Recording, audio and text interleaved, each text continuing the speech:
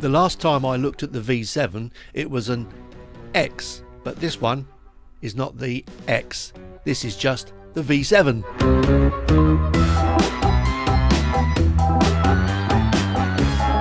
SE Electronics make two dynamic microphones that are really very good. The V7, which is this one, and the V7X. The difference being that this one is described as a vocal mic and the X version is the instrumental mic. So it's got a slightly different frequency response and all that kind of thing. But SE Electronics makes some really nice microphones. The two microphones are quite difficult to tell apart. This one, the 7, has a slightly bigger grill, which is going to help with the pop filter especially. So if you're going to talk closely into one of these, it's not going to pop quite as easily as the V7X.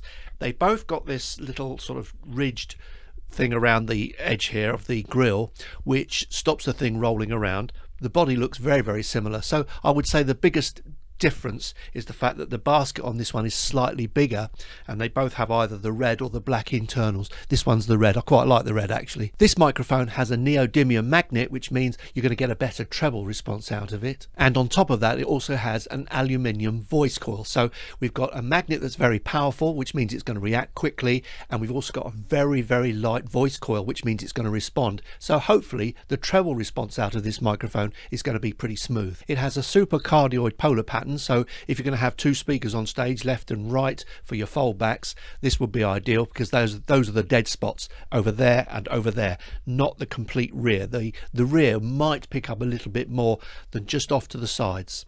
So this is a super cardioid like the V7X. Frequency response for this microphone is quoted as 40 to 19 kilohertz, which is pretty good for a dynamic microphone. Compared to the instrumental one, the instrumental goes down a little bit further to 30. Both the V7 and the 7X have a sensitivity of -54, which is pretty typical of most dynamic microphones. This microphone is slightly larger than the V7X, just over 7 inches. The 7X is just under, and it's also slightly wider, slightly fatter, but not very much. They're very similar looking, in fact. It's also just a little bit heavier than the X version. Now, I've drawn a frequency response graph of my own for this thing, because I've copied it from what they give out, and already at 100 Hertz it's -5 dB down. So in spite of what they say, it goes down to 40 Hertz. The drop off at 100 is -5, and then it really just starts to roll away.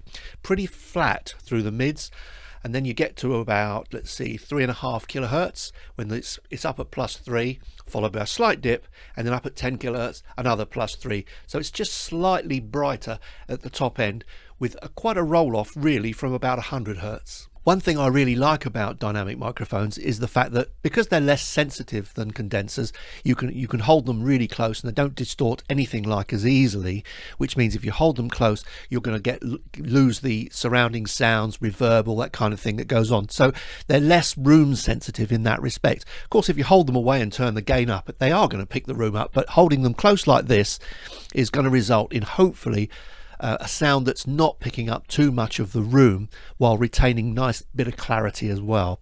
So I really do like dynamic microphones because of that, because you know they're going to work in most situations and they're not going to take too much notice of what's going on around them, especially if you get them close.